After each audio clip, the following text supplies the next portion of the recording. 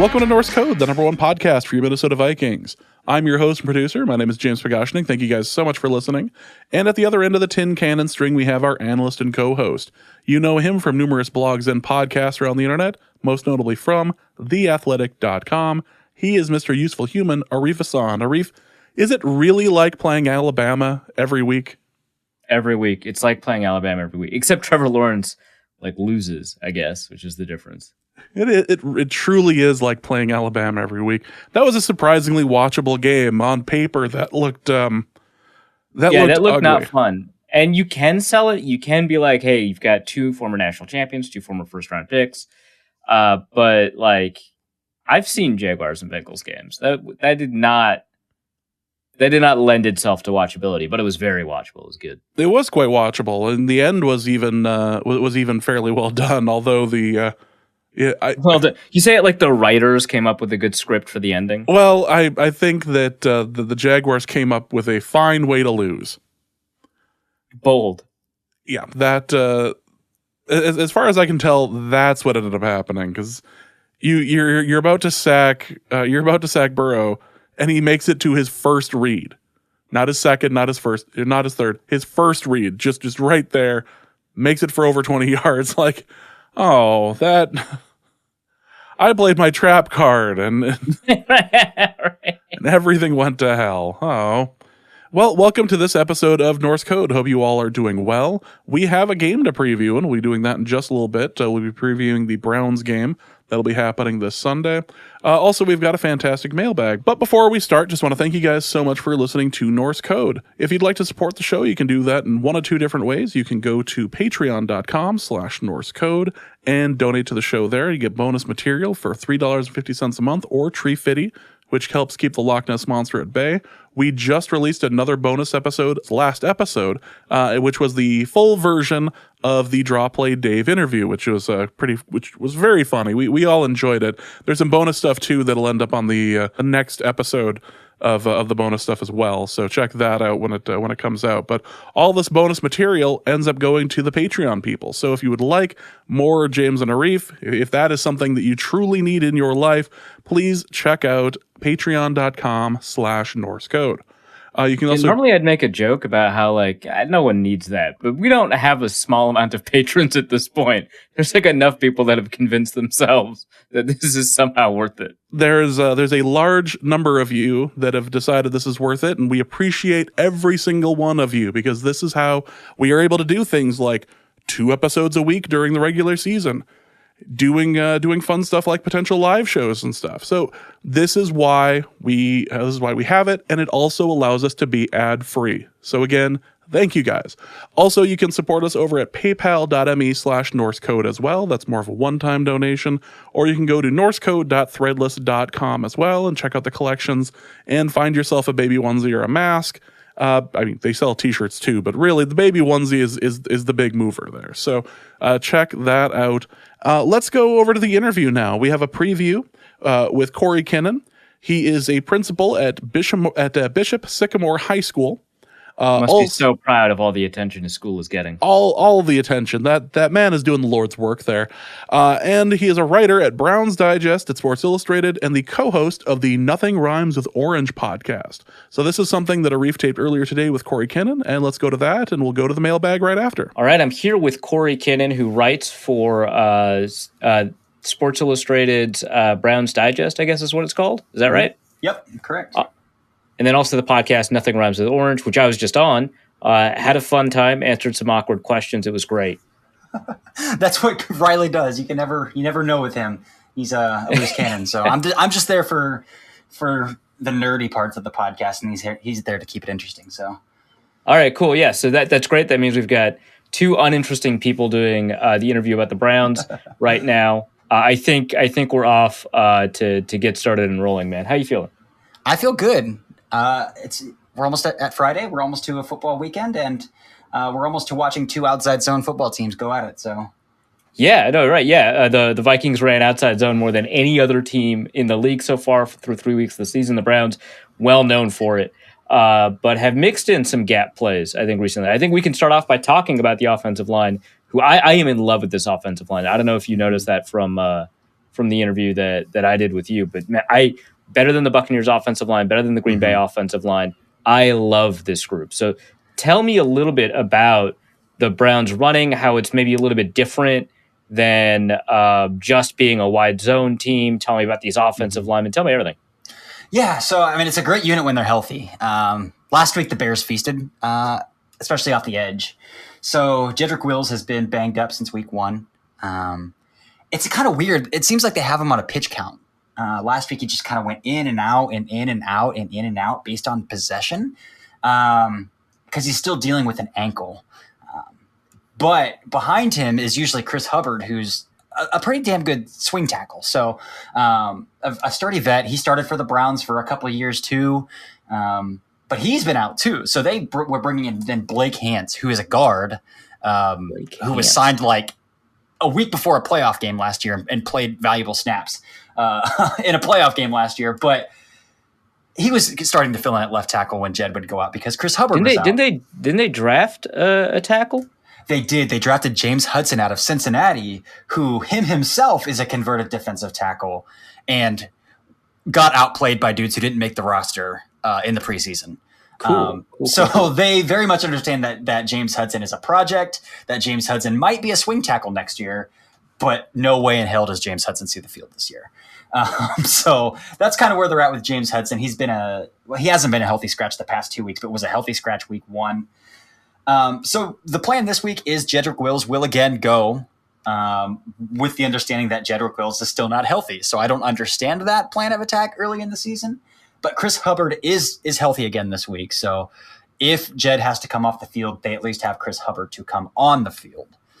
Right tackle, speaking of pressure off the edge last week again, right tackle, there's a pretty large disparity for me between Jack Conklin's PFF grade and how PFF views Jack Conklin and the Jack Conklin that I'm seeing on the field.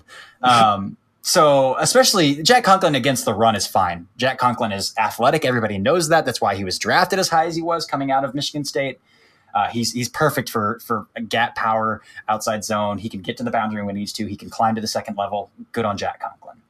In the pass game, his sets are sloppy. They just look sloppy to me. He's getting beat inside a lot. Is he oversetting? Because for somebody that's supposed to be as athletic as him, oversetting shouldn't be a tendency that he would have. Yes, he oversets quite a bit. It's a huge issue for him. And again, I think it has to do with his set. Like his footwork just isn't very good. Sometimes he's just not getting out of his stance well enough. And then at that point, he is oversetting, and then he's getting beat inside. So as a pass blocker, there's a disparity there for me.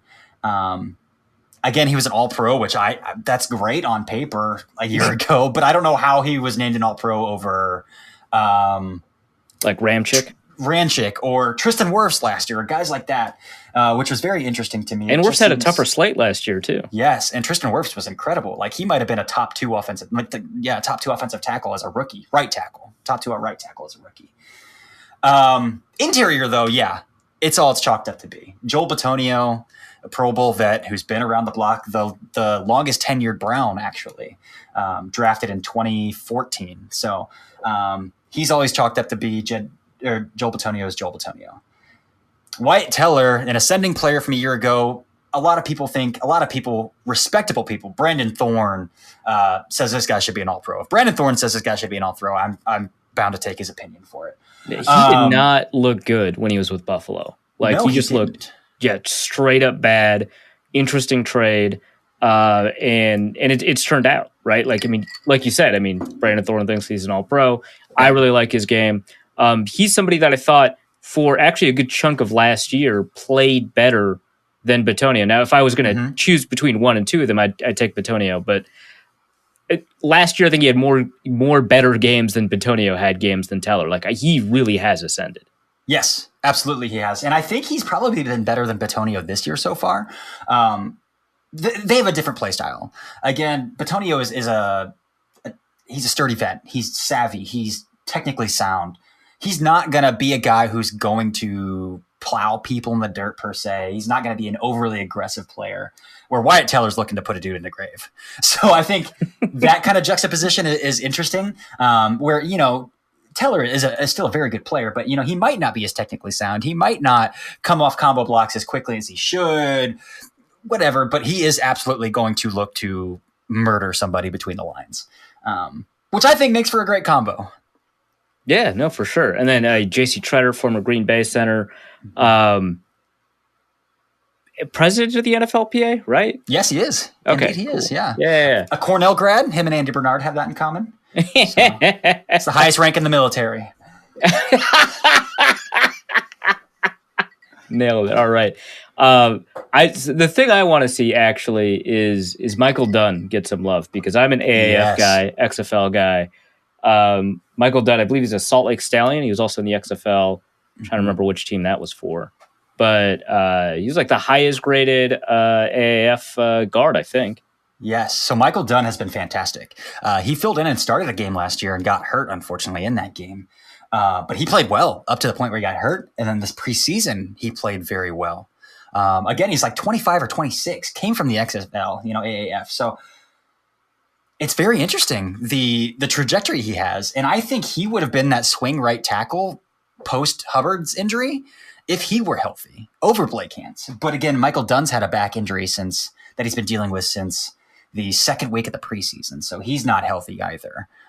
He wasn't on IR, which is odd. So they must think he might be good to go this week. And sometimes you just don't know. You might play it safe and say, you've got some hope that it'll be earlier rather than later, and you don't want to like jeopardize that by putting someone on IR. Right, but he just hasn't been healthy either. So I think he would have been that swing tackle if Hubbard couldn't go. But he is a very sturdy backup guard. The depth that the Browns have on their offensive line is just insane, to the point where you couldn't keep a guy like Greg Senat, who, for what it was worth, people in Cleveland thought this guy outplayed James Hudson. You also had Alex Taylor, who got hurt, who also people were saying, hey, this guy outplayed Was Alex Taylor James the Hudson. Guy with like the 900-inch arm span? Yes, like that. He's got like 38-inch arms. He's the converted basketball player transferred from App State to South Carolina State. Switched That's to football. it. Yeah. Was that the Senior Bowl? Yeah. Yeah. Yeah, and he didn't make the team either. He got waived with IR designation, which stunk as well. But extremely deep group up front. Cool. So let's talk a little bit about the run game. So both the Vikings defensive coordinator Adam Zimmer and Eric Kendricks mentioned that they will do a lot more power and a lot more gap than you'd expect, of a wide zone team. Is this kind of something that you expected going into this year, or is this something that you've been kind of seeing for a couple of years under Stefanski? So we saw it last year a lot. It just basically goes, they're very good about matching personnel and matching strength of personnel of the front seven they're playing with the type of scheme they're going to be heavy on a week-to-week basis. So some weeks they might say, hey, this second level can't get lateral for crap, so we're going to run a lot of outside zone. And then some other weeks they might say, you know what, this front four really can't hold their own, so we're going to run a lot of power and climb to the second level and just beat them up in the middle. So it really is just a week-to-week basis. We did see it last year, though. Sometimes outside zone wasn't working, so they'd say, all right, let's run more power. And you have the offensive line to do that. You have the running backs to do that. So more power to you at that point. Yeah, for sure. Well, let's move from there to talk about kind of, I guess I would call this the identity of the team, the running back group, right? You got Nick Chubb, Kareem Hunt, everyone knows about them. Demetric Felton has been crazy fun. Didn't know whether to talk about him in the running back group or the wide receiver group, which I think tells you a little bit about him off the bat. Andy Janovich, fullback. Everyone loves fullbacks. But he replaced Johnny Stanton, former Viking and former Nevada, Las Vegas quarterback. Yes. Yes, you're right. Yeah.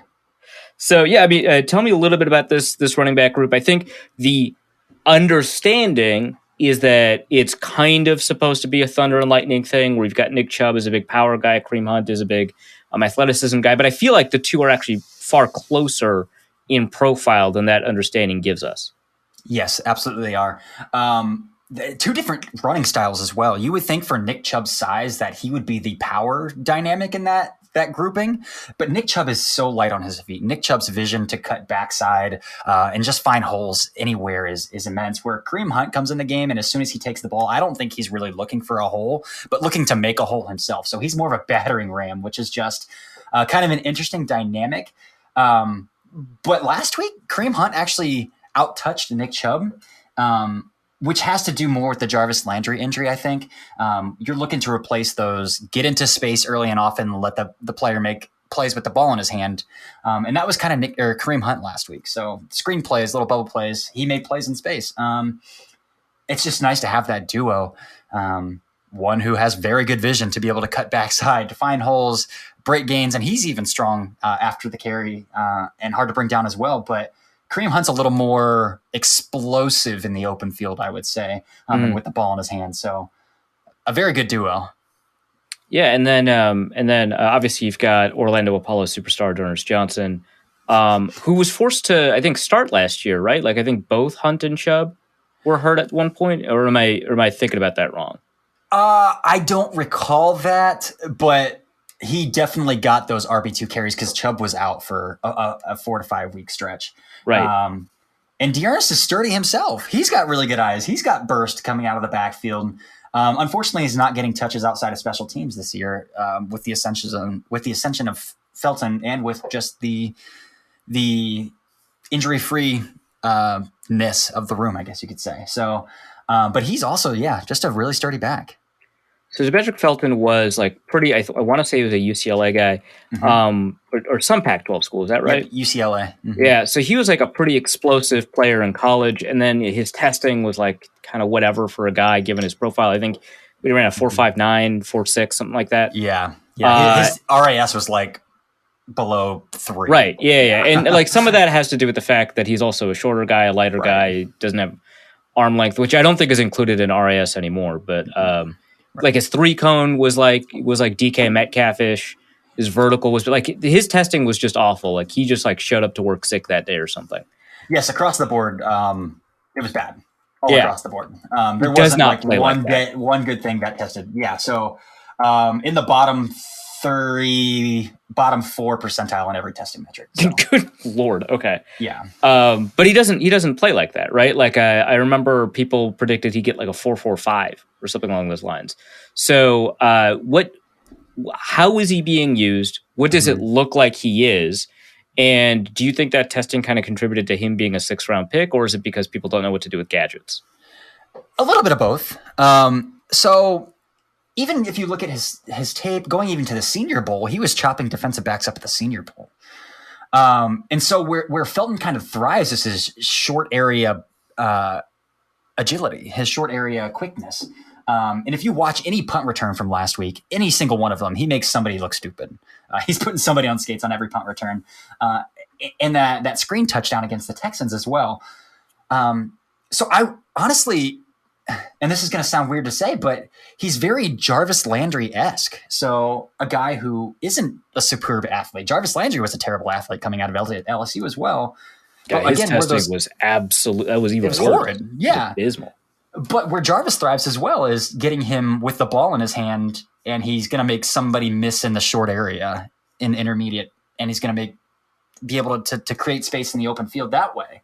And Felton is very much cut from the same kind of cloth. If you get him the ball, Jarvis wins because he melts into zones. Jarvis wins because you manufacture touches for him. Jarvis isn't going to beat a guy in one-on-one coverage. Jarvis isn't going to win deep down the field, and Felton is very much the same way.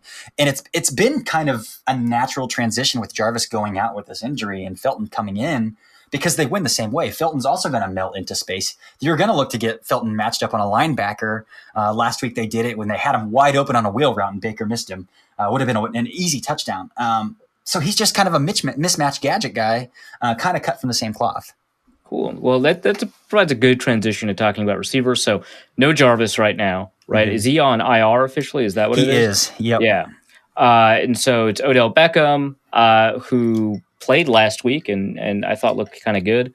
Anthony Schwartz, deep ball guy, Donovan Peoples-Jones, post Harbaugh resurgence guy. Naturally.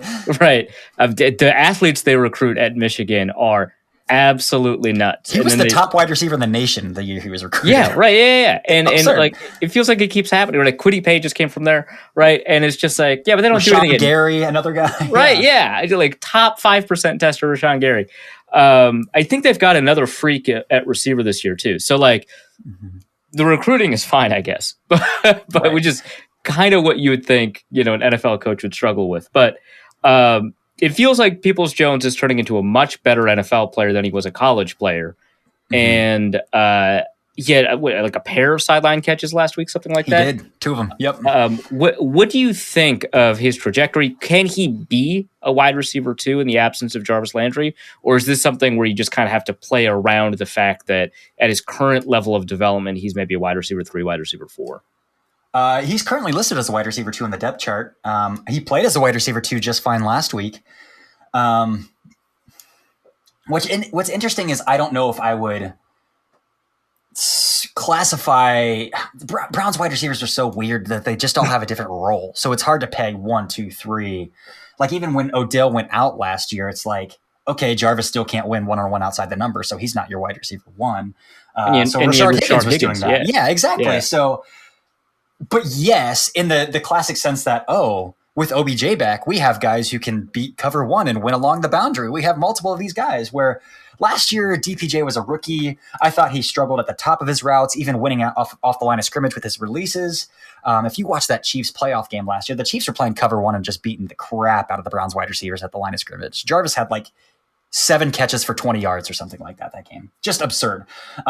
Where nobody can win with separation. But this past week, Donovan made 2 great one-on-one catches back shoulder along the sideline. And I think for Donovan, even going back to his college tape, his body control along the boundary is kind of where he's always thrived. That's kind of what separated him from the other super athlete. Like Miles Boykin would have been another good example of a guy that you thought has the athleticism to break out, has the size. Donovan Peoples-Jones has an enormous amount of body control, which given the way that they want to use those types of receivers is so immensely important. Absolutely, it is. And you go back to that game last year where he had that game-winning catch against the Bengals in the corner of the end zone. Just absurd body control on that as well. But he is kind of polishing his releases off the line of scrimmage. And it's to the point where Baker Mayfield is trusting him as well. So if Baker's reading an alert backside, hey, I might have cover 2 on the stick concept. I'm going to take this whole shot. He's going to do it. And that's what he did last week. So Donovan's developing into a reliable target. Week 2, he did have a fumble after a catch, and that was kind of his only target on the day. With Jarvis out, we saw him get another catch. I don't think he's ever going, at least not this year, be a guy who's going to see 7, 8 targets a game.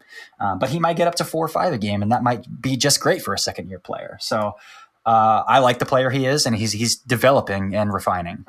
Cool. Good time to switch over to the defense now. So this is an area where I think, because offensively, I think we absolutely know kind of who the Browns are, what they want to do, what they have available to them. Defensively, I feel like we still don't have like a great understanding. And some of it might be because the back end injuries kind of prevented them from being able to do some of the stuff that they want. They did just sign a bunch of people, so that might help.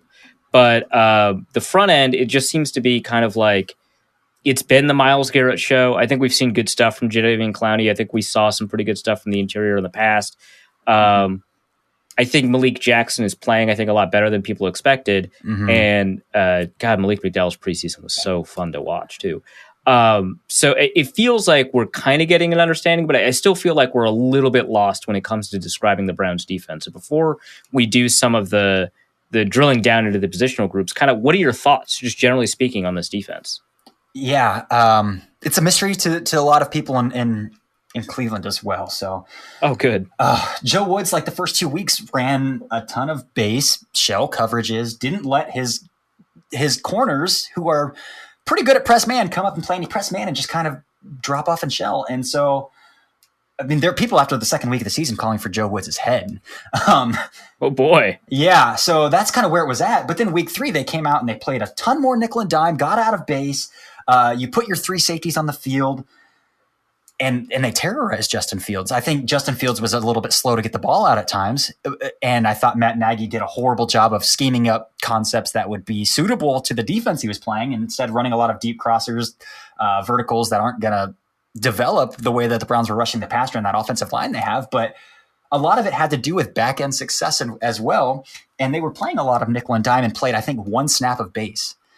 Which is good for me as a notable Mac Wilson is not a good football player stan, that he was only on the field very limited. Is that a position that requires a lot of standing? You would be surprised. He's very active on social media. So anytime you get a player who's very active on social media, people are like, oh, I love this guy. He gets us. He's great. I'm going to buy his jersey. And that's Oh, kind of okay. what we're at with Mac Wilson. But then he photoshopped his biceps in an offseason workout picture this offseason. Okay, no, that rules. I'm now on board. So that's pretty cool. But so this past week they ran a lot of nickel and dime, and part of me is hoping that's just not because they played again a lot of 11 personnel against the Bears. A lot of, you have a quarterback who can run a 4-4, Right. so you want to get a lot of DBs on the field. But I hope it's more of, okay, Grant Delpit is healthy, Ronnie Harrison is not pushing coaches on the sideline. We have the personnel to do what we want to do. So we'll see this week. They're going to match again against another team that runs a lot of 12, 13 personnel. So part of me is like, oh God, they're going to go back to base. But I'm hoping that just means, hey, let's run more nickel, big nickel, keep that safety on the field, that third safety, and go with that. Okay. But we'll see. Yeah, because I've been hearing about kind of 3 safety looks from the Browns. So those 3 safeties are obviously John Johnson, then Ronnie Harrison, Grant Delpit, right? Yes. Yep. What do they do out of that big nickel look? Because I feel like we've been hearing big nickel is going to be the next thing in defense for like 7 to 8 years now, and haven't seen a lot of it actually deployed in the NFL. Yeah. So like what does the big nickel kind of take the place in zone coverage of that other linebacker, or are there other things that you'd like to be able to do with the third safety? So ideally, yes, to taking away zone coverage from a linebacker, because if you look at the depth chart of the Browns linebackers, it's not pretty outside of JOK. Who's also a safety, by the way. I'm just going to put that. Yeah, we'll say that too. Especially with Jacob Phillips going on IR in the preseason. So that's great. Your best linebacker is Malcolm Smith, who is best known for winning a Super Bowl MVP that he shouldn't have won. That's right. So yeah, ideally you're replacing that third linebacker with a safety, minimizing coverage liability without completely subverting run defense as well. So the way the Browns are doing it is they're kind of sneaking. It depends. It's odd that John Johnson is the one who is being prevalently used as the deep end safety, where with the Rams, he was the one coming up into the box, sneaking out into nickel, erasing tight ends, but he's been playing on the back end quite a bit, which is a little odd, with Grant Delpit kind of sneaking down and with Ronnie Harrison kind of playing those robber look, strong safety, working downhill. That's kind of where they're at right now with Delpit in the nickel. And Delpit actually had quite a few good coverage reps of playing man coverage against guys like Allen Robinson in the nickel last week too. So maybe it's working, but it doesn't play to the strong suit of your secondary's best safety. That's fair. So with Greg Newsome out this week, right? Because he's not going to play. Right. You end up with Denzel Ward, who so on Media Comics, the podcast, I called him a decent cornerback, and a bunch of Browns fans got mad at me. So I guess he's better than decent. Mm-hmm. He is. I will give him that. He played horrible against the Texans, but I'll take that W. Fringe elite, right. But fringe top 10. Then you've got Troy Hill, who's just signed over from the Rams, and then Greedy Williams, who just hasn't been healthy enough to play. But I guess when he has played, it's been disappointing. But also, how do you judge that? Mm-hmm. Tell me about that group.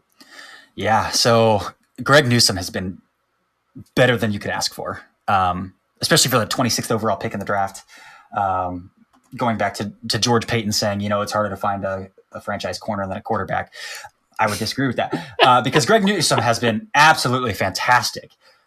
Stinks he's going to be out. But the duo of Ward and Newsome it's great to have 2 young corners. Again, corner, I would say, some people would say edge. I'm going to say corner is the second most important position in all of football. And it's the best position to have depth. And the Browns have that. Greedy Williams, still kind of a wild card. Again, hasn't started a game since 2019, missed all of last season. You don't know if he's healthy. He says he's healthy, but he's had this shoulder, this nerve damage issue since his redshirt sophomore year at LSU, and it's why he dropped pre-draft. Because he was afraid to come up and tackle at LSU, and he was kind of afraid to come up and tackle with the Browns. So he says he's healthy, but it's a big question mark. Nobody can say, oh, he's going to fill in flawlessly or he's going to play terribly. It's just kind of like, oh, God, we're just going to have to wait and see. And it could go good and it could go bad. All right. So, that's enlightening. And by that, I mean, I guess it's just the same. I have no idea who he is. You have no idea who he is, but with more information. Right. Right. Is he? I mean, because he hasn't been the Greedy Williams from his redshirt freshman season, where everyone's like, "Oh God, this guy's a top 10 pick." He hasn't. Yeah, been that was a nuts season. Yeah, for sure. Which I guess, I mean, the same thing's kind of happening to Derek Stingley. If we're going to continue talking about LSU, but like, I don't know. But like the thing in 2019 with Greedy Williams was that like I remember the book being that the Browns were playing him out of his comfort zone, and that when the concepts that he's playing with the Browns become second nature to him, now he's going to be this all around great corner that's going to be able to cover man, cover zone, cover press, cover trail, cover bail, like do all of the things that you expect a corner to be able to do in any defense. With the 2 years, or I guess a year and a half, because we haven't really finished 2021 yet, but with the time to kind of look back, even though he hasn't played all that much, did that feel more like excuses, or does that feel like that's still in the cards?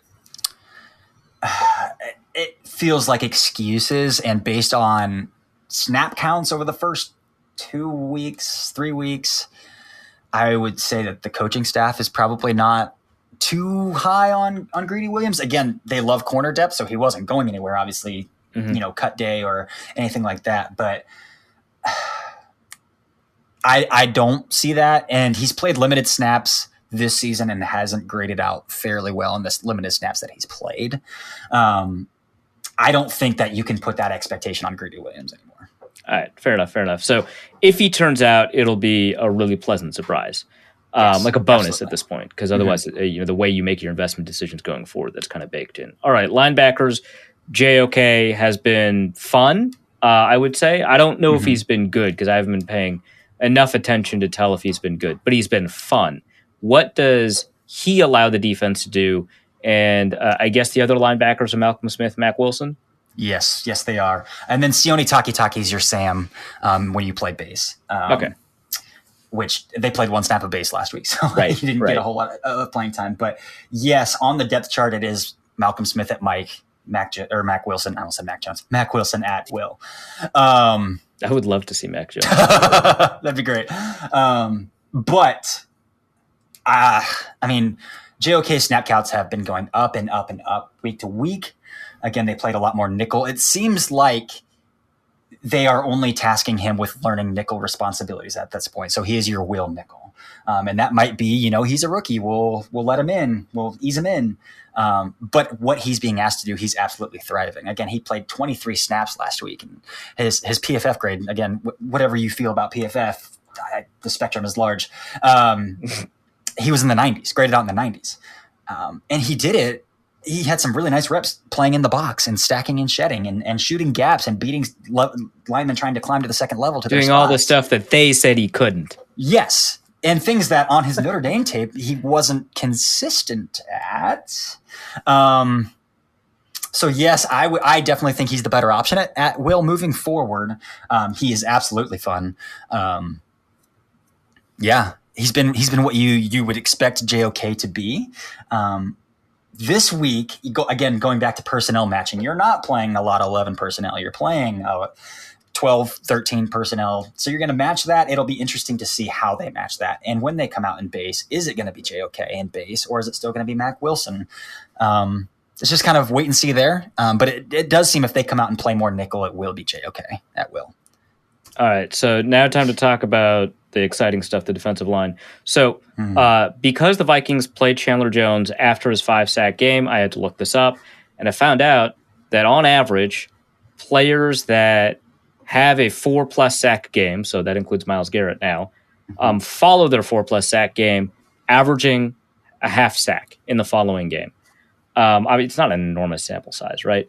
And only... It was like less than 20% end up having a multi-sack game. Part of that, of course, is that it is very difficult to get 1 sack in the NFL. It just is. 16 sacks in a season is absolutely great. It's very hard, yeah. Part of that is that you've now earned the attention of your next opponent who might want to do something about that. Part of it is you also probably just played an opponent that had a critical weakness. I'm remembering Adrian Claiborne playing against Chaz Green, or like literally just actually the Bears last week. So how do you feel? I mean, Myles Garrett's obviously in the Defensive Player of the Year conversation. He had pretty good odds heading into the season. How do you feel knowing kind of the matchup that the Vikings have with Brian O'Neill, pretty good right tackle, probably overpaid, but pretty good right tackle, and then Rashad Hill, great backup left tackle who is starting? Yeah, so the Texans actually had a great game plan, because looking at the Browns front four on paper, you'd say, I mean, you can't double Miles, or you're leaving Malik McDowell on the interior with a single, or you're leaving Jadeveon Clowney on the other side with a single. So that's what it looks like on paper. But the Texans did a really good job of just beating the crap out of Miles with chips. And if you look at that game, Miles is kind of absent. Again, Laramie Tunsil's a very different left tackle than Rashad Hill. That's kind of what we're looking at. But again, if you're looking at Myles Garrett, you got to plan for the other three guys up there now. And sometimes, I mean, Takk McKinley has been very good coming off as that rotation. Don't lie to me. No, he's been very explosive. He is explosive. And what they've been doing then is moving Miles to the interior, taking Malik Jackson off the field or Malik McDowell off the field. They kind of alternate which one goes off, and then bringing Takk McKinley and Jadeveon from the edge. So then it's like, okay, well, if we're going to plan to keep him at bay on the edge, they're just going to slide him to interior. But he can also stunt inside and beat you inside. So, I mean, it's Myles Garrett. Like, at some point, you just got to, like, just concede that, like, it's Myles. He's going to get what he's going to get. All right, so Malik Jackson has been playing well. I don't know how old he is right now, but what, like 30, 31, he's 32? 30. Yep, 31, Ooh. Somewhere in there, yeah. Did you expect this for Malik Jackson, or were you kind of worried about the state of the interior heading into the season? I was worried about the interior heading into the season. So they had Malik Jackson, Malik McDowell, who hasn't played football in 3 years, entering the preseason. Like, oh, this guy's just, here's a whenever roster someone body, is blah, like blah, a blah, blah. great story, you're kind of worried how that's going to translate onto the field. Right. And then you had, Sheldon Day, who's been a journeyman practice squad player his whole career, was getting first team reps at some points in training camp and in the preseason. Tommy Togiai hasn't stood out at all. I mean, he's been a game day scratch every week. So it's like, oh man, who's going to step up in this interior? Because it looked like it was going to be Malik Jackson and Andrew Billings as your two defensive tackles entering the season. And Andrew Billings hasn't even gotten very many snaps this season just because of how Malik McDowell's been playing. So really it went from, oh crap, this unit isn't very good, isn't very deep, to, oh, Malik McDowell's changed everything. I mean, that's dope. That's dope. It really is. Yeah. And then someone like Jadeveon Clowney. So he's always had kind of this weird reputation. I don't know. There's been a weird kind of perception of him, right? So like in college, he has this amazing season, closes it with one of the best college football plays you'll ever see of all time. I think it was against Michigan again. And then the next season, he get like 4 sacks or something crazy like that. Like he just had a quote unquote a bad season. The film watchers were like, well, he was triple teamed or whatever, right? But statistically, it was kind of whatever. He goes first overall in the draft and ends up, I think he gets hurt for a little bit, so he doesn't actually play. But when he does play, he ends up earning a reputation for, again, being the guy that film heads are like, honestly, he's good. You just don't see it. But he never put together kind of the sack numbers that you want. And so then I think in Tennessee, he earned a reputation of being a really good run defender. And so teams, so people were like, well, the team wants to sign him because he's a great run defender. And that always feels kind of unfulfilling, of course, as like a fan. Right. I don't know. To me, he's a guy who's got this killer inside move. And that's kind of it, and which is like good to have. Like if you've got one trick and you're good at it, that's fine. But it also feels like you're limited in some capacity that way. What is kind of your read on Clowney through a couple of games with him with the Browns? Yeah, so I think you kind of hit the nail on the head. It's just like Jadeveon Clowney is who he is. I will say that he looks 100% healthy for maybe the first time in a few years. He looks very strong. He looks explosive. But again, he's not going to be a guy who's going to beat you on the outside track. And that just might be okay for what the Browns are going to ask him to do. Because what he can do is he wins with bull rush. He can bull rush. What he does do is he wins on the inside track. What I don't understand is last week, Jermaine Ifedi overset on him on a sack that Jadeveon got. So that's phenomenal. Very interesting tactic to overset on the outside track against him. But more power to Jadeveon to take that inside track then. But yeah, no, sure. Go for it, dude. But he is, again, a very good run defender. So he did build that reputation in Seattle. And that's who he's kind of been for the Browns as well. He's going to collapse pockets. He's going to collapse rush lanes. with the strength of the second level, I think that's kind of just what you need, is just to give them somewhere to sit and make a tackle, because that might be all they can do. And then when you're working opposite Myles Garrett, like, yeah, push him into Myles. And so Jadeveon's been able to do that. But yeah, Jadeveon is who he is. He's not a guy who's going to rack up double-digit sacks.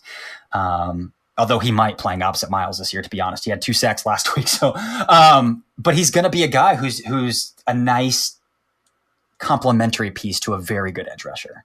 And he has been that and more for the Browns. And the best thing that I can say about him is that he has been healthy. So, all right, fantastic. I mean, good for him.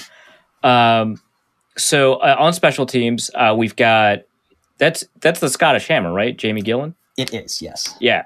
So formerly backup to former Vikings punter Britton Colquitt, no longer Vikings punter, and then former backup to Dan Bailey, Chase McLaughlin. Yes. How have these I guess not quite also rans to the Vikings have done for the Browns as special teamers? Yeah, so Jamie Gillan's interesting. He is this cult hero in Cleveland because he looks like Thor, and his name's the Scottish Hammer, and he's got massive biceps, and he's a special teamer, and he's got long hair. So, and he had a fantastic rookie year. Like, he's got a big leg. There's no doubt. It sounds like you are not sold on this dude. No, I'm not. I mean, even if you look at like his punt, like, he had less than, I think, 40 yards as average net punts last year, which just isn't great. Week 1, he dropped a good snap against the Chiefs and maybe cost the Browns the game, to be honest. And he's just not punting well. Again, Jamie Gillan is good if you're asking him to punt on the negative side of the 50. If you're asking him to condense the field, like you're punting on a condensed field on the positive side of the 50, he's just not good at pinning. He's not good at corner coffin punting. And even when he is being asked to boot the ball, I mean, it hasn't been good. Against the Texans, Andre Roberts. Oh yeah, go for it. Sorry, yeah, I just looked up his punting stats. The one I was kind of interested, because when you said net punt return yards, to me that like dinged in my head. I was like, oh, I bet he's getting a couple of those returns. So I looked up his average hang time, which is now a stat available on PFF. Didn't used to be. They used to only have max hang time, and I was like, I don't know what to do with this. 4.02 seconds, which there's not a lot of context because people don't have punt hang times in their noggin as like a thing. Mm-hmm. So I'll just say it is the third fastest of people whose jobs are listed as punter. It is technically a longer hang time than 2 kickers. So he's got that going for him. But Brett Kern and Sam Martin are the only punters with lower average hang times, which, if people are kind of unfamiliar, prevents your gunners from getting to the ball carrier in time, to the punt returner in time. And so as a result, Jamie Gillan is one of the highest return percentages. Now, he doesn't have that many punts, to the Browns, credit, right? But 80% of his punts, of his 5 punts, so 4 of them, have been returned. So that feels like a problem. It is. It's a big problem. And I think the ice is very thin for him. I mean, again, that Chiefs muff against the Texans, it was the punt return that Andre Roberts ended up fumbling and the Browns recovered, but it was a 36-yard line drive. So, like, he's just not punting. Wow. That's both of those were both of those elements. Yes, it is a horrible punt. And so, like, the ice has to be getting thin. I know the Browns love him because they name beers after him and he can drink steins of beer at a time and he looks like Thor. But, like, at some point, like, something's got to give. And with Gillan, it's like, you're a punter. Like, you are too expendable to not be doing your job well. And it's not the same punter who beat out Britton Colquitt as a rookie. It's just not him. That's fair. Yeah, it kind of reminds me of the two. Brad Wink from LSU, who had off-field problems. And as soon as I read that in like the Dane Brugler scouting report, I was like, no team is going to be, it's a punter. No team wants off-field problems from a punter. And then also reminds me of Marquette King, who, as far as I know, doesn't have off-field problems, but is considered a distraction. Yes. And so, like, ice is thin, right? You just don't have that much wiggle room as a punter.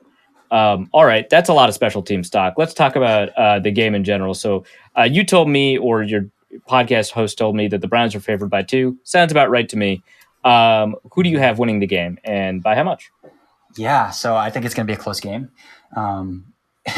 it's going to be interesting because it's two teams who like to control the clock. So it's going to be a very fast game.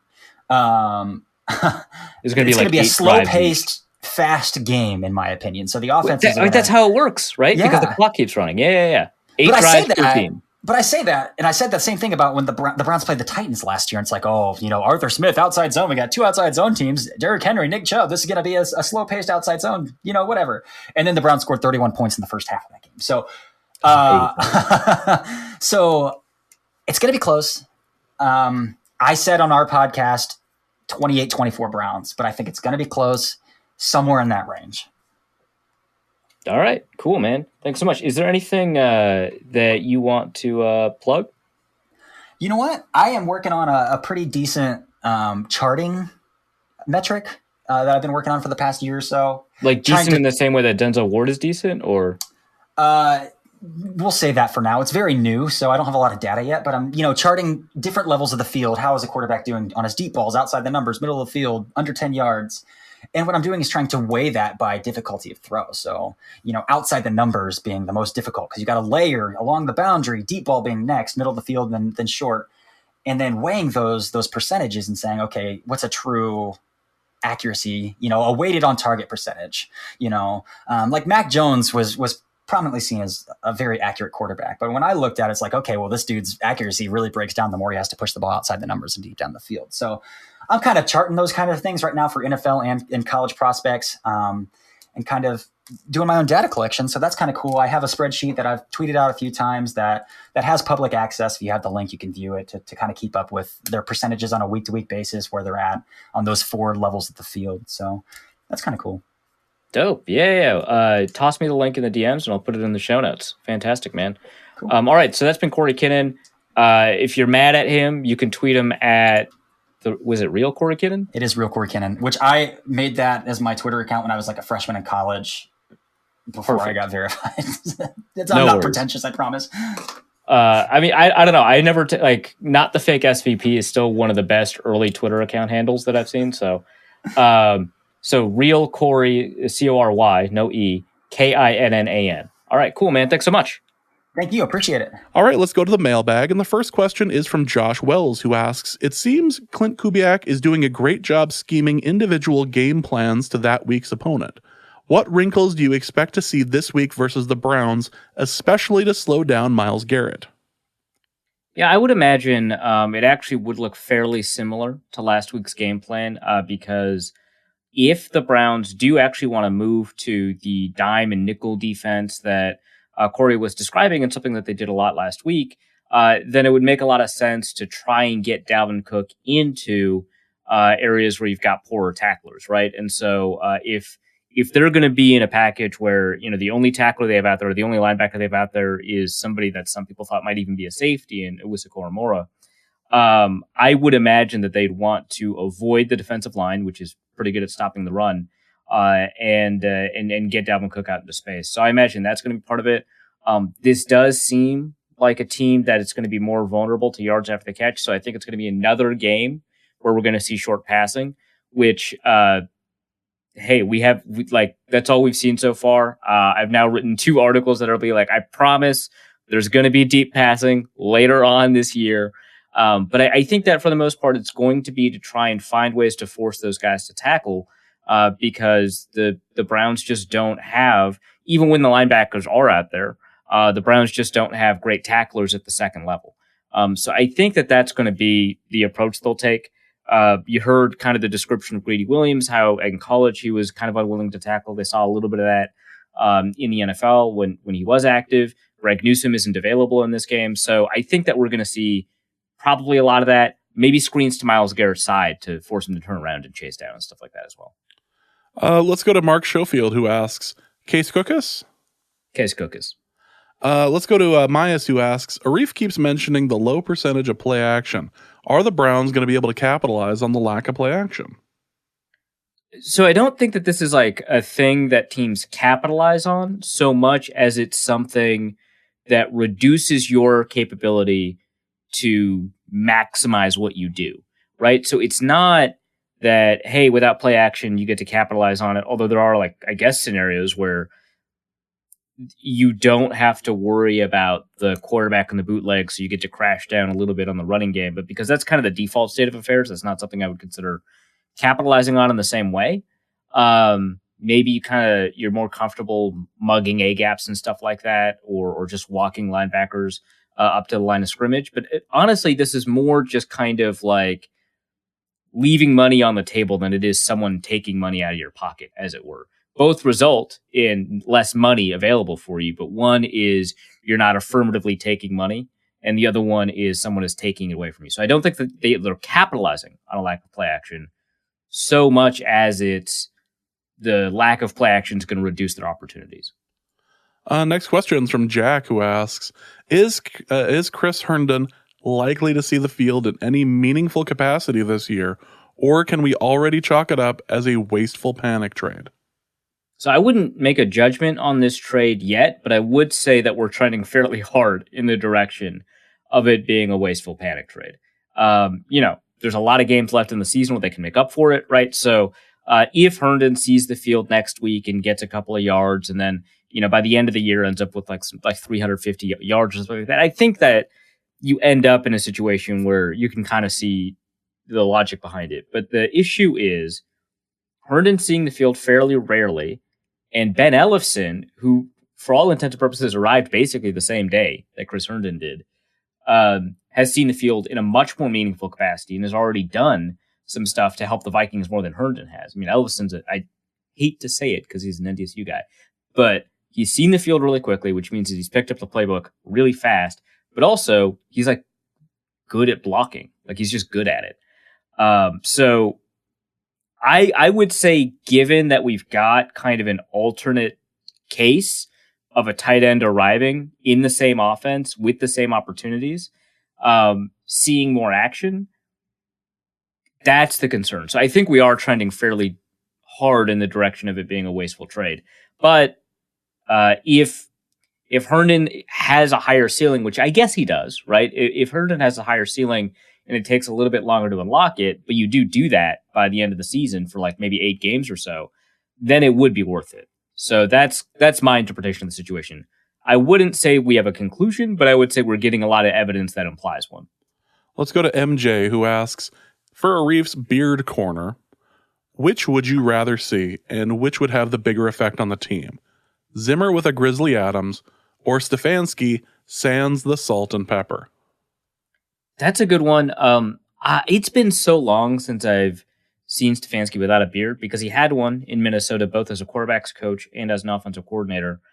And I believe when I was talking to him last, he was a tight ends coach, and I think he still had it then, or talked to him first. So it's been a while, but I would say that if Minnesota had Stefanski as a head coach and he didn't have it, I think they'd be worse off, especially if you get to add Zimmer having a beard, right? Like, I think if Zimmer had the Grizzly Adams, he'd be a much better coach. I'm sure you agree, James. And then you get to, on top of that, make the comparison to Stefanski without a beard. I think that's, yeah, I mean, as they are right now, Zimmer without a beard, Stefanski with a beard. Stefanski seems to be a much better coach. But you remove the beard, and I think Zimmer already pulls out ahead, and then you add a beard to Zimmer, yeah, I don't think it's close. Clearly, the thing that Zimmer needs to do to save his job is to just start growing a beard. Yeah, well, I mean, I don't know if he can, right? Like, he's been fairly committed to that look for so long, but like, some people just can't. Well, this is true. And I was going to say maybe he could talk to Kirk about it on Thursdays, because apparently that's their thing now. But I'm confident Kirk cannot grow a beard. So we've seen Kirk with a beard, actually. Oh, when was that? It was a very brief moment in time. But okay, I just Googled Kirk beard without realizing that Google would not know which Kirk I was talking about. Oh my God! Yep, there it is. Okay, yeah, but it's not bad. No, it's not bad. It really does resemble the guy from Team America, much more so than he already does. But yeah, that's not. Maybe he can talk to Zimmer about growing a beard. Yeah, I think whatever advice he can learn from Cousins about growing a beard, he should take. That would have been a great look, like coming back from COVID, coming back from like, That would have been. because a lot of people's facial hair kind of went in weird directions. I know mine certainly did during the months of COVID. So I mean, that would have been fine. People would have just kind of accepted it at that point. Kyle Sleeby asks, which of the currently rostered Vikings gives off the strongest himbo vibes? So when I was looking at the questions before the show, I was like, I don't know if we have one of those. And I was like trying to figure it out.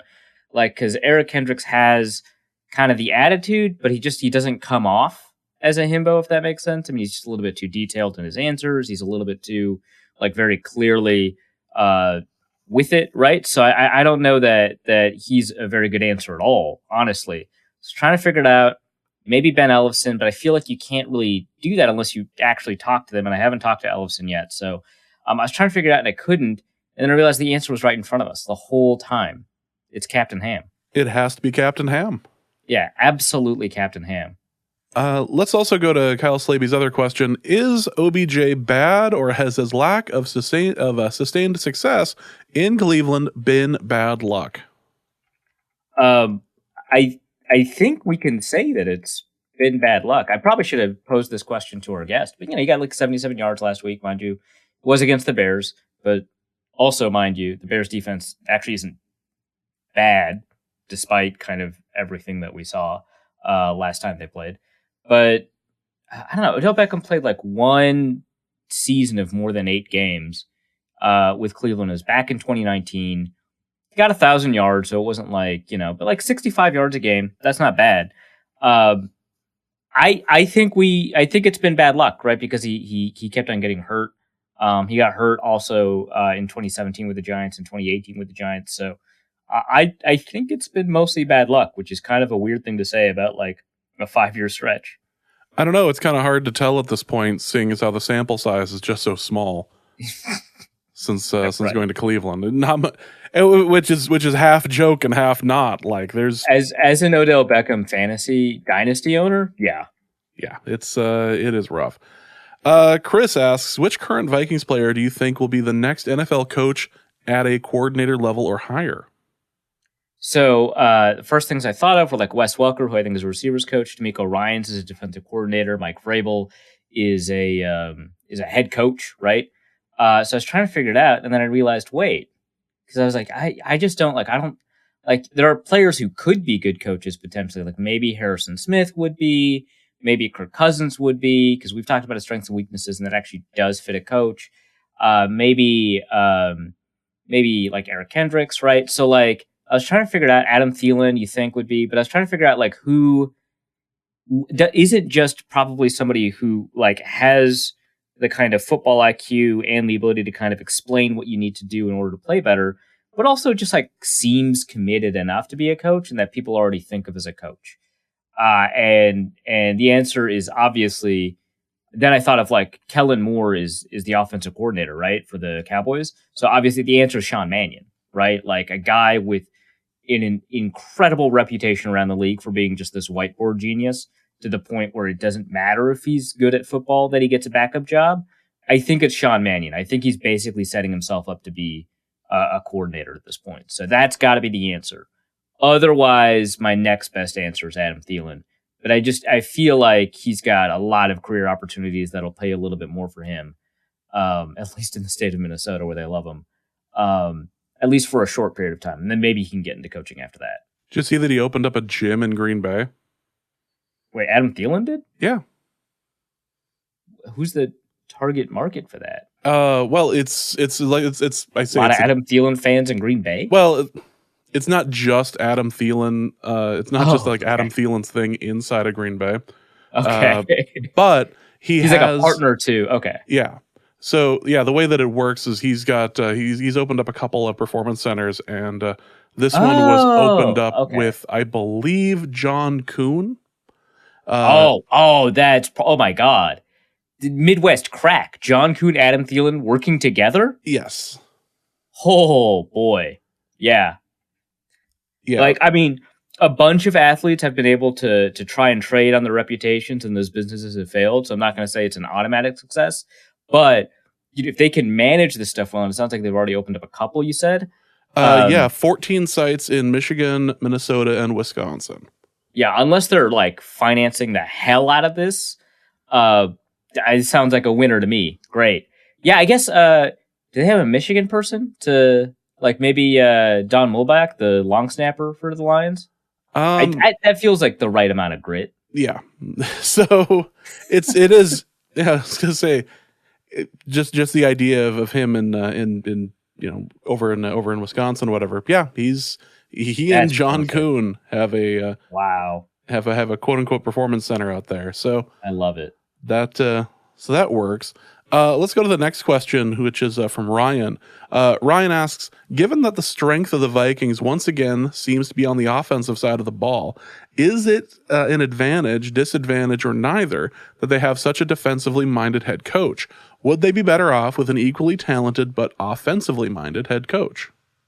I like this question. I think it makes you think, and I don't have a good answer for it yet. So the way I would probably walk through this is I would say my initial thought is that it's an advantage, right? Because it gives you more and better opportunities to improve the defense, and you've got to focus on the area of weakness so you can shore it up. Because a lot of times in the NFL, you don't win with overwhelming strength. You win by making the fewest mistakes. Now, that's not always true, right? Like, I think, the 2010 Packers, like all the teams that have won with like Patrick Mahomes and like all those crazy quarterbacks. So there's that, but you got to remember that like Tom Brady is a great quarterback, but those teams won by not making mistakes, especially on defense. So I think that my first instinct is to say a defensively minded head coach of an offensively advantaged team is your best scenario. But the more I think about it, the more it kind of depends on what you're trying to figure out. Because if you're trying to figure out what's good for this season, I think it's that. But I think long term, it is much better to have the offensively minded head coach because you're not going to lose him. And not only is offense more sustainable from year to year, although part of the reason for that is because defensive coordinators leave, and that's not the issue here, but it is more impactful too, even after you account for the differences in stability. So I would say long term, it's better to have an offensively minded head coach with an equal amount of talent that has the ability to give you a number one offense if everything is flowing, but generally keeps you in the top five, versus a defensively minded head coach that is still going to be kind of dependent on the various pieces around them to make that defense work. But I really like this question. When's the last time? Because we had probably the Buccaneers, right? 2002 Buccaneers, where they had the number one defense in the NFL and an offensively minded head coach. I'm trying to think of the reverse. Maybe because that also happened with the Ravens, with Billick. But a defensively minded head... Well, Bill Belichick. What the hell? He's a defensively minded head coach. Kind of. Grew up on the defensive side of the ball, spent a little bit more time on defense than offense, has had a lot of good offenses, I hear. So, yeah, I guess Mike Tomlin also, came up on the defensive side of the ball. Not like both Bill Belichick and Mike Tomlin came from the defensive side of the ball, and I guess are defensively minded, but are not in the same way that Mike Zimmer is, because Mike Zimmer calls the plays. So there's not a ton of great analogies, but there are instances where you've got Super Bowl wins from teams where their strength was on the opposite side of the ball that their head coach comes from. Well, let's go to the next question here, and that's going to be from Jacob Cost, who asks, do you think that the palatable sports-related negativity in this town is self-defeating to a degree? I wrote on my own sports blog that I believe some of the voices in this market often fall into simply peddling cynicism without substance. Curious about your thoughts. So I think that you're right, that there is a tendency among some elements of Twin Cities media. This isn't always true. The most viewed Twin Cities media, or the most consumed Twin Cities media, is local television, and they are unfailingly positive. Not always, right? But like when the team is like 3-13, there's only so much you can say. But they tend to be much more positive. So I'll put that out there. But the more you kind of pay attention to sports media specifically, the less you kind of pay attention to that kind of coverage, the more you pay attention to sports specific coverage, like, sports radio or sports publications like The Athletic or the sports page of like the Pioneer Press and the Star Tribune. And the more you kind of dig into it, the more cynically minded you can get. And a lot of the times, I think the cynicism is like well-founded and well-evidenced, particular to a season. I think, for example, Judd Zulgad rides a really fun line between having a bunch of very detailed reasons for his cynicism and having cynicism to like peddle some really great takes and throw them out there. That's fun. I think that he does a really good job of being fun about sometimes being a little bit less substantive about it, but still having the cynicism, and then sometimes being really substantive about it. But I will say, I think that it has been easy to do that because if your default mode for Twin Cities sports or Minneapolis sports or Minnesota sports has been to be cynical, you have been correct, right? Like whether or not it has been something that you have evidenced well, thought too deeply about, or whatever, you've been right. And so you've been affirmed, and that affirmation gives you license to keep doing it. And if you do it in an entertaining way, obviously you get rewarded for it by people who either invest in you because they're your employer or people who invest in you because they consume your product. So there has been a feedback that encourages cynicism in a way, just because the Vikings haven't been good, whether or not it's for reasons that you as like a sports takes person have been able to foresee. Like, I don't know that many people, for example, knew that Teddy Bridgewater's knee was going to blow up, right? But if before that season you predicted that the Vikings would only go like have 5 wins, and like maybe your reasons were like, Teddy doesn't throw it deep, don't buy preseason hype, it never bears out. Defensive head coaches don't work out, and then the Vikings have. Well, I guess they didn't have an awful year, but after the knee blows up and there's a kind of a pallor of negativity around the team, you feel kind of affirmed, even if it's not for the reasons that you gave. So I think that exists. And so I think that it's easy to fall into it. I don't know if self-defeating is the word I'd use for it, but I think that that's something that's kind of interesting. And I think you kind of saw it a little bit with Browns media last year. Now, this year, I don't think it's the case. They make the playoffs. A lot of people like them. I think last year, when they were beginning to kind of roll, there were a bunch of people in media that were kind of saying, I don't know, it's the Browns. Maybe they didn't say it like that, but they were just like, Baker Mayfield does this. You don't believe it. Stefanski's only really been a head coach for so many games. This kind of happens all the time. We've seen hot starts from the Browns before. He's only been a coordinator for 1 year. I can't believe the Browns hired him. This is going to all fall apart. They run the ball too much, that kind of stuff, right? And I agree with some of that, right? Like, they do run the ball a little bit too much, but like, it probably would have been easy for them to try and default into that, based off of kind of a history of disparaging the Browns. So, I think that it does exist, but I think that having maybe 2 consecutive, the problem is like with the Browns, it gets kind of cured by being a high quality team. With the Vikings, it doesn't, right? Because if you're a high quality team, that just means they're going to disappoint you. It's just more pride for the fall. Yeah. Right. Yeah. So, like when I wrote my Case Keenum is not sustainable piece way back when, I don't know, it was like, we were like 9 games into the season. So you had like 7 good games at that point or something like that, or 7 statistically good games, right? Because one of the issues was like against Washington, he had like thrown 4 picks that were dropped or something like that, but his like passer rating was above 120 or something by the end of the game. So I wrote that it was unsustainable. I was proven right, maybe for the reasons that I said, maybe not for the reasons that I said, but it would have been an easy bet for me to take, right? Because also he's an undrafted guy. The receivers that he's throwing to are out of this world good, and it's the Vikings. And so you're predisposed to think that something is going to go wrong at some point. So I believe what I said is true, right? So I don't think that my pressure wrote the article, but I believe what I said. And then also it just so happened that Keenum couldn't get it done against the Eagles for whatever reason, right? So it just feels like until you have some kind of meaningful success that disproves the kind of cynicism specific to your market, which for the Vikings you might just have to win a Super Bowl, which are pretty low odds. But for the Browns, it means winning a playoff game, which they did.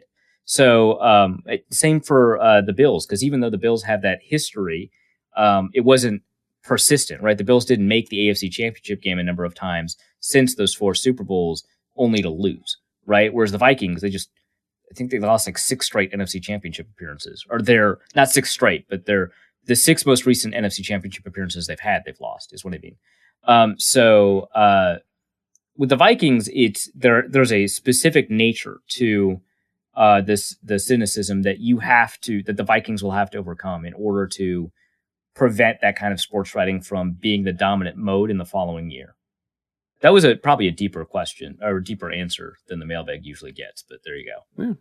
Yeah. Nolan Kaler asks, for a Reefs kicker corner, us opera singers are known for our strong legs, so Justin Tucker's supremacy comes as no surprise. Right. Well known. We say this on the podcast all the time. Yeah. What do the stats say about the correlation between singing and kicking, and how long before Greg Joseph gives us his best Verde? I think that's the issue with Greg Joseph, is that I don't think he can. And because he can't, you won't be able to trust him like you can trust Justin Tucker. I think that's the difference. Justin Tucker, great voice, best kicker of all time. Greg Joseph, I don't know his voice, but I bet it's not as good. So I'm going to default into cynicism and say that's going to be why his success is unsustainable. So look out for that article after about 6 more weeks of the of the season. He's going to nail some game winners too. I'm going to be like, this isn't going to keep up. Nope. You can't sing. Tommy Gunn asks, what dad joke would you open your press conference with? Please list your 1A, 1B, and any alternates that you feel are necessary for one average week of NFL press conferences. All right. So in keeping with the himbo theme, CJ Ham opened his presser yesterday with a dad joke. Was it, what do dentists call x-rays? Yes. Yeah, toothpicks. It was just like, it's like, oh, geez. I don't know, man. Nope, that's Captain Ham just letting you know he's feeling good today. Yeah. I feel like I would workshop a dad joke every week that is specific to, like, the week, right? Like, especially the opponent, right? Like some Browns-related joke, I guess. I'm not very great at dad jokes, which, I mean, James, you're an actual dad. Yes. What dad joke would you come up with that's relevant to the Browns? I don't know if I could come up with something that would be necessarily relevant to the Browns, but I think the first thing that I would end up doing would, if we had to have a press conference for Norse Code, and I needed to come up for the week, I think we don't have sponsors, so we can't disappoint them. Exactly. Well, I can still disappoint myself. And I'd go up to the podium, all the confidence and swagger that Captain Ham had when he walked up, and I would just ask, what did one wall say to the other? I'll meet you at the corner. That's just awful. And then that's terrible. And then we'd start talking. Then we'd start getting we'd start fielding questions about our various corners, and we'd be fine. Do you prefer at least toothpicks is like a word that means something else? Do you prefer what did the ocean say to the beach? Nothing. It just waved. Yeah, I do, because at least there's like a second thing there. Like a wave is physically something besides just waving. So that's what you require in your dad joke. Okay, well, see, everybody's different, so I just wanted to double check that. Your 1A was awful. That's all I'm going to say. I was trying to have it relate to our corners, and much like our corners, it ended in just absolute. That's a lie. You just realized we were in the corner section of the mailbag, and you tried to Hail Mary by saying that at the end. You know, this really is like we're playing Alabama every week, you know?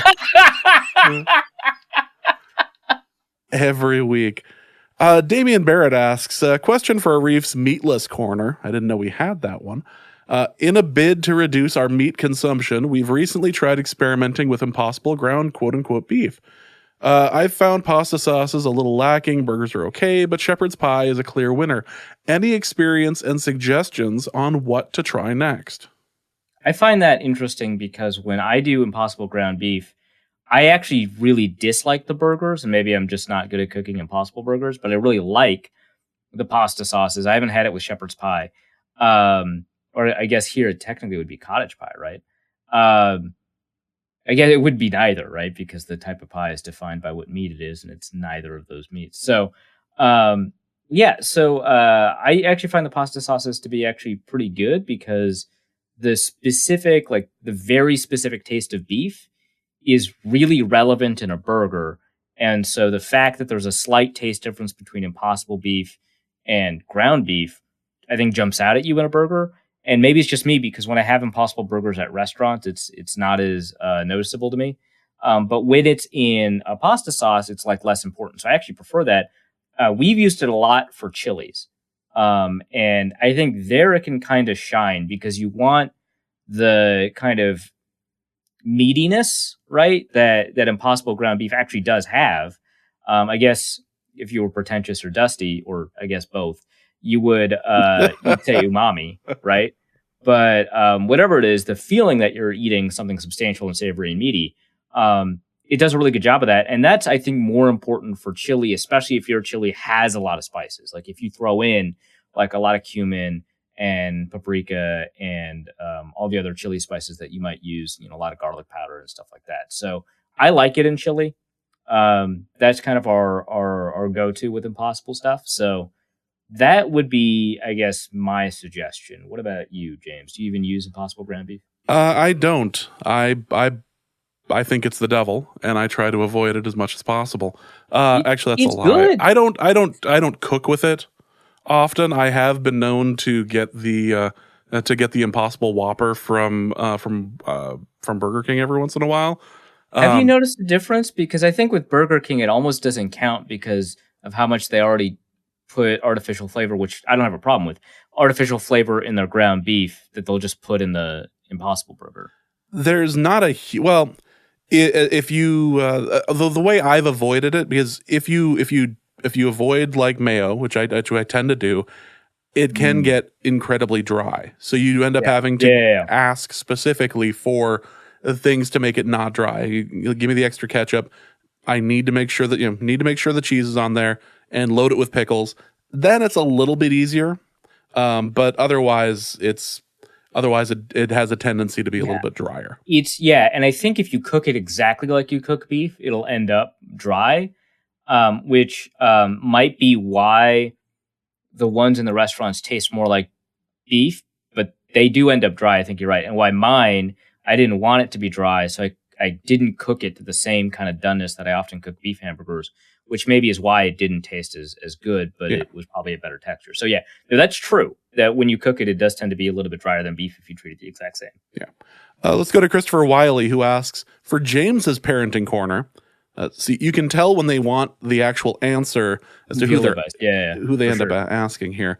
For James's parenting corner, we got lucky. Hold on, why? Wait, but still, you're still asking this podcast. Like, there's not like a great argument. Like, you're running out of options if you're like, man, I really need parenting advice, which means I can't ask Arif. Which, first of all, that is a fair instinct.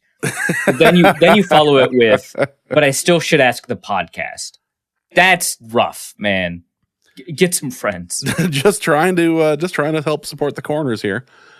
For James's parenting corner, we got lucky, and for years, our daughter was a good eater who ate virtually everything, and we exposed her to as much food as possible.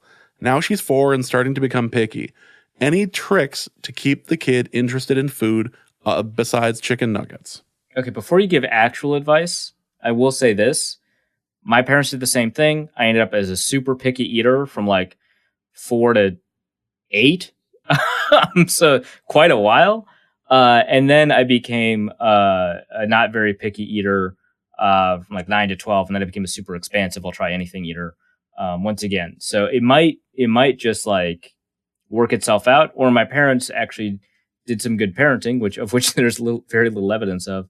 And they actually did something to fix it. And I wouldn't know what that was because as the child in that situation, I was not very situationally aware.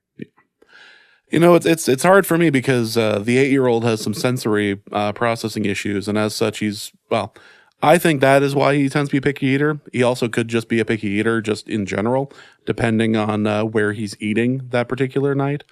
Be like, I only like this thing because it's the only thing I've been exposed to, like that sort of thing. So it's difficult, but there's a couple of options, specifically sitting down with them and eating in front of them so they see that it is something that you are eating as well.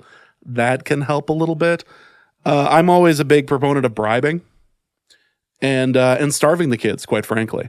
Both the lack of snacks before eating, they're basically forced to eat it in order to survive, or just threatening bed afterwards. You're like, well, this is what you're getting, so it's either this or bed. Now, the fun thing is if you plan this like late enough that it doesn't matter, because by the time they're done, they have to go to bed anyway. So really, you're just promising them what they're going to get regardless. I don't have much to add to that. I could hear your disgust with the. I'm just a big fan of just, you know. No, I just thought it was fun to call you Bean Dad, because that's what that guy got canceled for. But I'm old timey, okay? My understanding of children, which is a good sentence because it tells you everything you need to know about what follows. Very much so. Is that they're stubborn assholes? I don't know if we have to bleep that. I don't know what the explicit rating on iTunes does for us, but there some days they are just gonna choose to starve. Yeah, no, my 8-year-old does that often, and if I can't threaten bed for him anymore. And he's dead now, so you know I don't know. No, I can't threaten bedtime for him because he's tired all the time. So like he's tired all the time. Kids are the worst. Well, he'll snack or whatever, but like okay. And if the right thing is in front of him, he'll eat you out of house and home. But the big thing for that is, if you know, I don't know if it's just a texture thing or if he's just lazy. Both things are entirely possible. But that boy hates mashed potatoes, and so whenever mashed potatoes are out, it's an absolute war in order to get him to eat it. And we are biologically predisposed to love mashed potatoes. Well, that is nuts. You would think so. And it's not just like, you know, some like standard mash. Like even if I like actually go in and do something like really good with the mashed potatoes and all the other kids are really, really enjoying it, he'll still be like, I don't want to touch that.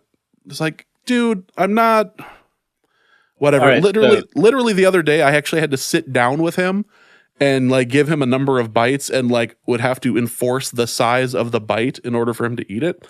And okay, that was actually going to be a reference to my next comment. But, yeah. So the two things I want to add before we move on to the next question, which is also obviously very important, is one, you have to be careful with this strategy that your kid doesn't become really good at sneaking and hiding food. Because I know that when I was picky, and my parents tried this strategy, that I would slip out of the room at night, and my room was right across from my parents, so most times I would get caught. But the times I didn't get caught, I would load up on just random food in the kitchen, and then bring it back and hide it, and do it in a way where like I would take a small bit of like everything so that I would imagine that they didn't notice. I don't know if they did. They would eventually notice because some of that food rots, and I was a child, so I didn't know. But I would get really good at like hiding food, and then when I refused to eat like nutritious food, I'd go back to my room and eat snack food. So that's something you're gonna have to be careful with. I forgot what the second thing. I'm just envisioning you with like a small bottle of corn syrup, just hanging out hanging out in your room. Oh, and then, the second thing was a question. So my parents lied to me all the time, so I never trusted them. So still do, actually. Not the trusting. They still lie to you, yeah. Oh, yeah, no, for sure, 100%. But I want to know, does it work? And do you feel like this could damage your relationship with your child long term if you trick them into eating other foods? Like your kid doesn't like mashed potatoes, so you hide mashed potatoes in like a sandwich. He eats the sandwich, says he likes it, and you're like, haha, that's mashed potatoes. Because my mom did that once, because I used to hate yogurt, and so but I loved gyros, so she swapped the tzatziki sauce in the gyro with yogurt. I had it, and maybe it's because I noticed it right away. I was like, this is disgusting. But she was like, Arif, do you like the gyro? And I was like, not really. There's something weird about it. But I finished it and she's like, I tricked you. It's yogurt. And I broke. I was like, F you, I'm never eating another thing again. So like, I gotta ask, like, do you think tricking kids into eating stuff and then like telling them that they ate the thing that they said they hate actually works? Well, I believe in half of that. I believe in tricking them to eating the thing that they hate. I don't believe in telling them that they did. Unless I think that's important, right? That's fair. Okay. Unless there is some like great reveal. Great. You've been eating onions for 8 years. Well, that is a thing, and that's something I've been doing. It's. Do you plan on telling? No, I mean, eventually. One of the other ways you can like make them interested in food is also to have them help you make it.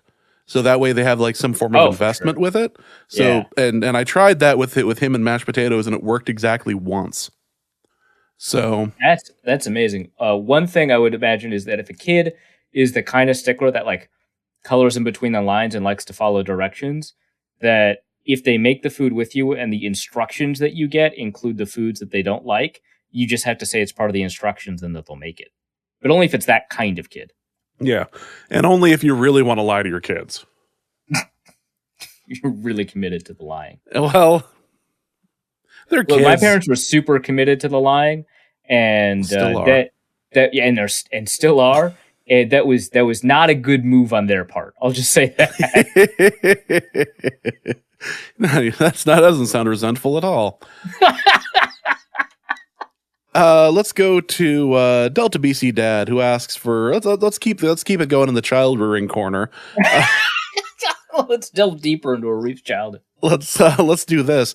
Delta BC Dad asks for Arif's child rearing and children's competitive climbing corner. Amazing. My oldest daughter, who's 10, has started rock climbing and has been asked to join a competitive climbing team, but she will have to get up at 7 a.m. on Saturday mornings, which she objects to. Should I sign her up to do it anyway and deal with the Friday evening and Saturday morning fights, or let her waste her talents and sleep in? Waste her talents. I wouldn't think of it as like in unproductive use or like a wasted talent or anything like that.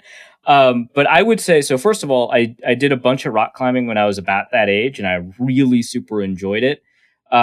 If she doesn't enjoy rock climbing, if she just happens to be good at it but doesn't enjoy it, I wouldn't do that.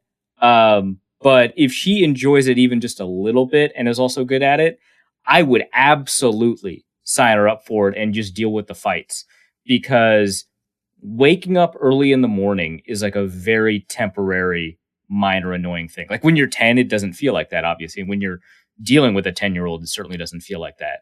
But the kind of the long-term benefits of being in an activity, first of all, just being in an activity that you do something on Saturday on a regular basis, but also being pretty good at it, having a regimented schedule around it, the confidence from just advancing as a rock climber, I think that's super great. I actually just recently started rock climbing again, and I lost all the confidence that I had when I was younger of being a pretty good for my age rock climber.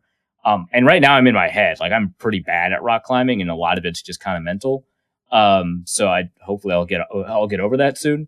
But I strongly think that this is a good idea, and maybe it's just because I actually have secretly liked rock climbing for a long time. But I think it's a great idea, and I think it's really good, especially for confidence building. But if she doesn't enjoy it, I don't know that getting her to find a different activity that gets her up at some ungodly hour in the morning that she actually enjoys, because at least like after the wake up part is over and all the fighting in the morning is done, she's going to actively want to do the thing. And so that makes the rest of the thing easier. But I wouldn't think about it like in terms of wasting talents, not wasting talents. So here's all the reasons that you're wrong.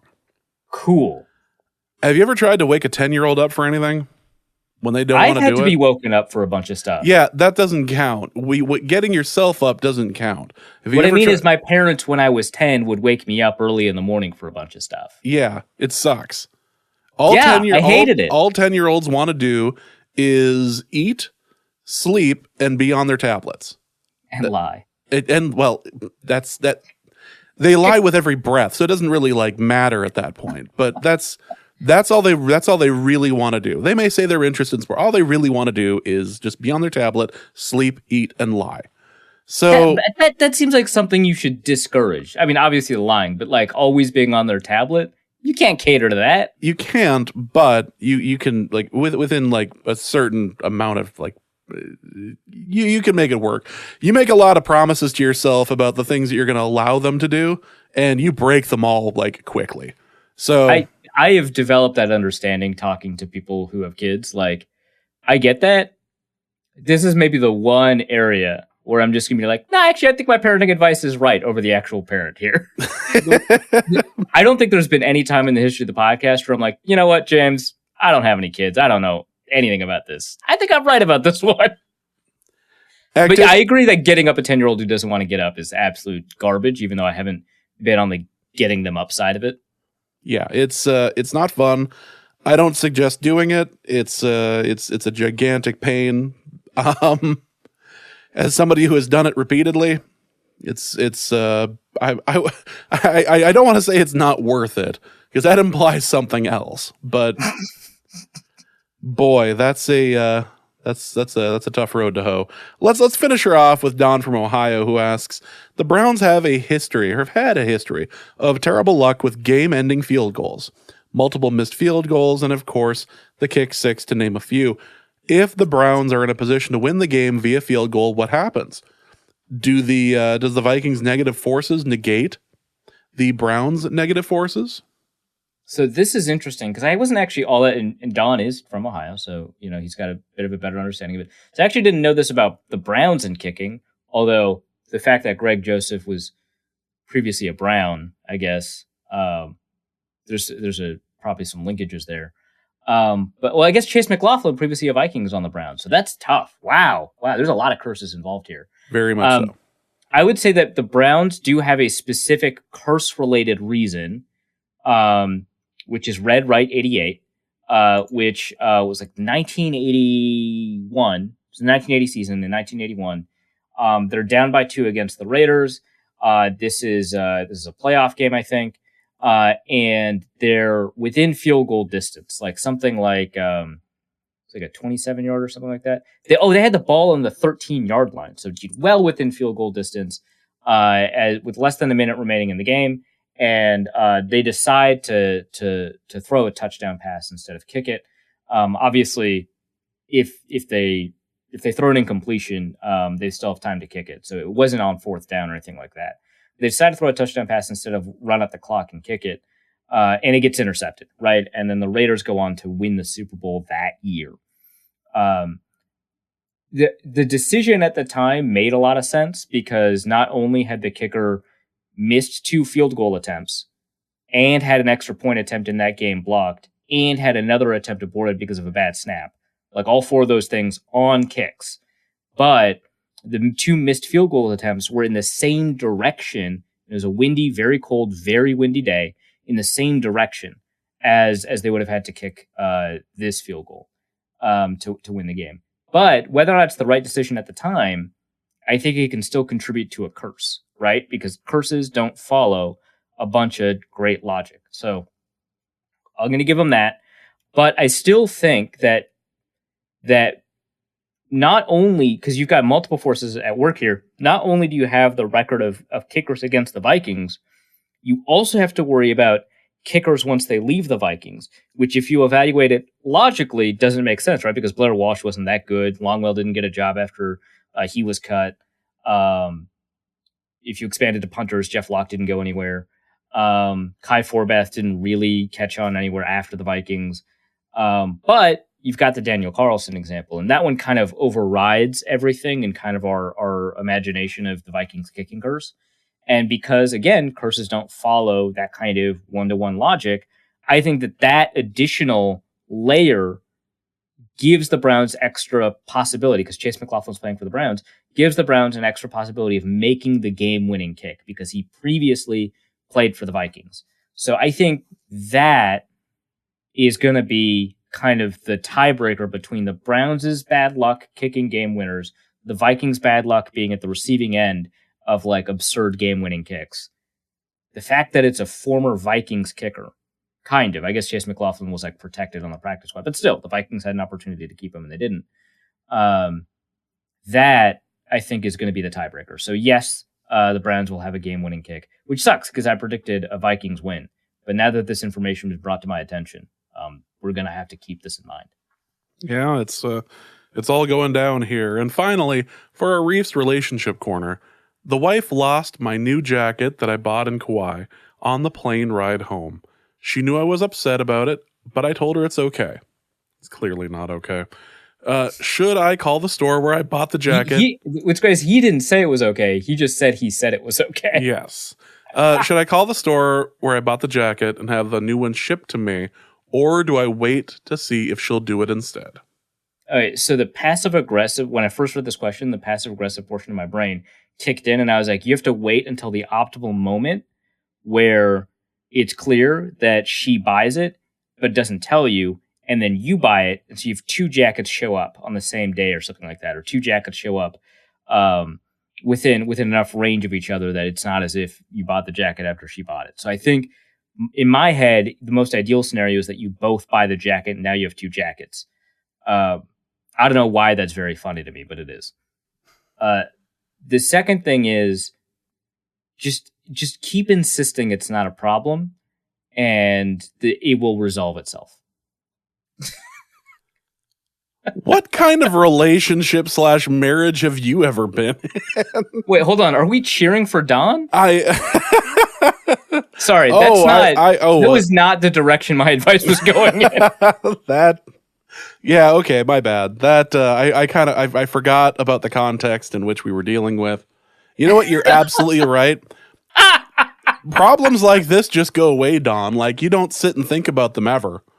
This is the sort of thing. Sure. And anytime you think she's thinking about it, just out of the blue, just tell her you don't mind that she lost the jacket, and say it like that. Don't say, it's not really that big a deal that we lost the jacket. Don't do that.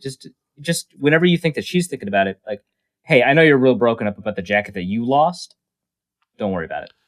You could do this for 6 months to a year, and it would remind her just how much you love her, because this is something that you're not holding against her. Exactly. Right. Exactly. All right. We've saved another relationship, James. I keep saying this is not a relationship podcast, but I feel like we're doing good work out here. Yeah, it's up there. It's some of the proudest work we do.